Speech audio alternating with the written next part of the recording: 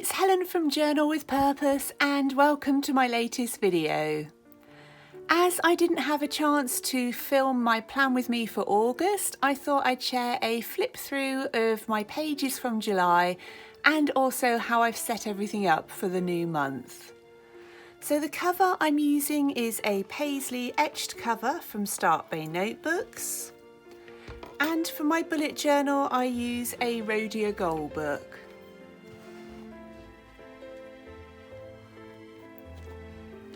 One of the things I love about the Gold book is at the front you've got an undated future log. So this is where I can write down anything that's coming up in the future months where I don't actually have any of my bullet journal pages set up yet. So I find that a really helpful feature. And one of the things I've been asked about a few times is the tabs that I use on my journals. And I find this really helpful because I can easily find the month that I'm looking for. So what I've been using is this tab cutter, and I'll leave a link to it down below. And to create the tabs, I just find some old scrapbooking paper, and I tend to, in my sticker pouch here, I tend to just one weekend get out lots of different scrapbooking paper and cut lots of them out at the same time. So I've got a little glassine bag there with some more vintage style ones in, and then in here some brighter colours too. And when you first buy one of these, I think it comes with some self-adhesive strips that you can put on the back. But for when I'm sticking mine on, I just use an ordinary glue stick and they hold on absolutely fine. So I know I've been asked a few times about those, so hopefully you'll find that helpful. And these pages I set up in my July plan with me, so that would have the product links for everything I used in here. And this is how my calendar looked by the end of the month. So what I tend to do is jot down anything I've been working on that day, also my daughter's shifts at work so I know when she's got to be there. But if I've got something that I need to actually attend or make myself available for, I highlight it just to make sure that it stands out. So these is where I've got Zoom calls or meetings, I did a craft show live. And also if there's a really big deadline, I'll highlight that too, just to make sure that I've got the most important things are there and I can find them easily. And this is why I wrote down my key tasks for July. My little social media tracker at the end of the month, I just write down how I'm doing on each of my channels. So Instagram, YouTube, blog, Pinterest, and also my total student numbers on Skillshare and followers, and that just gives me a good feel for how things have been that month. And then I write a few notes at the end of the month where I just look back at what I've been doing, how I've been feeling about it, and that helps me kind of set my intentions for the new month. This was my master task list for July, so that's broken down into JWP, so Journal with Purpose. Social media posts, I had a lot on the go in July, so I didn't do much on social media. My HR work and anything for me or around the home. And this is my gratitude log, which I'm really pleased I still managed to keep up with using my journals throughout July, even though I definitely kind of dipped out of a lot of the social media for a few weeks. And that's my habit tracker for the month. And you can see this is where I record when I've posted on Instagram, YouTube, and that's looking quite empty. So that's my reasons to be proud page, where I write down at least a line every evening of things I think I've done well at. And this is where I record the notes for what I've released on YouTube. So when I filmed it, edited it and released, and the same for my blog. And last month I only did 2 YouTube videos and 1 blog post, which isn't very much for me, but August is shaping up to be a much calmer month, hopefully, fingers crossed. and these were the key deadlines that I had, and these tend to be things that I'm doing for other clients, so I record those on there.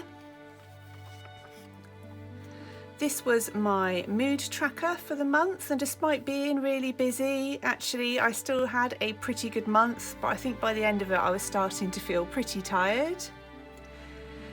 And on here I've just written things like another hugely busy month with next to no time off at all. I have some deadlines for early August, but after that I'm really hoping to have a rest, and that's so far looking good, touch wood.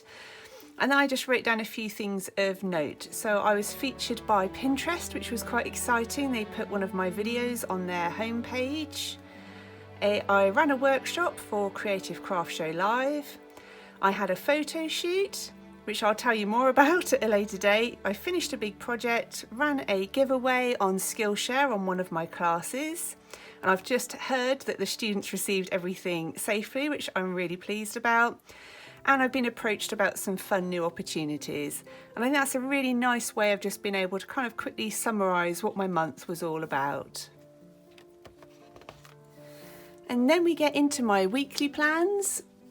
And this is one of the first time in ages I'd used watercolour in my bullet journal. And I was really pleased with how well the paper held up. It's completely flat again now. It did wrinkle when I put it on, but being kept in a cover's definitely helped to flatten that out. And that's where I write down my events and deadlines for the week, the meals I've been eating, so that's breakfast, lunch, dinner and snacks, my goals for the week, the tasks I want to get done, a mini habit tracker, which is exercise, water, meditation and healthy eating, and then anything I know that I didn't get done and needs to go into the next week, or just things I already know I've got coming up in the following week. And then after that's my daily plans, and I just use as much space as I need for those with no structure.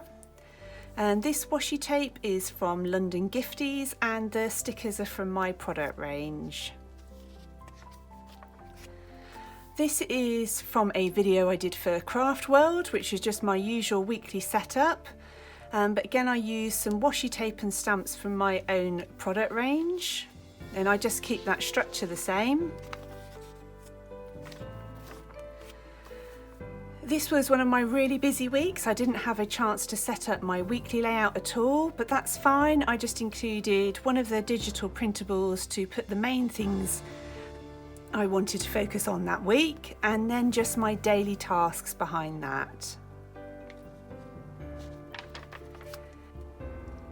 Here I started using lots of watercolour again, and I was using them as almost to look like washi tape strips, and then just doodled some leaves along the top. And I used some of the doodles from my book as inspiration, and then just added some white dots along those, and I really liked that. I didn't use the Dutch door, but that was fine. And then on my daily pages I just added those same little circles of the watercolour and added the doodles inside, and I really liked that effect. And here I've listed my outstanding projects. So some of these are things I've got to do for other people, and some are things that I just want to get done. So one of the things that I've been asked about a few times is where people want to take my classes but don't want to sign up to a monthly program like Skillshare. So I've been looking into other platforms, and I think the one I'm going to go for is Udemy.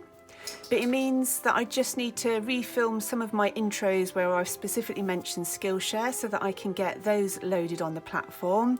And once that's done, I'll definitely let you know, because I know I've had a few comments here on YouTube.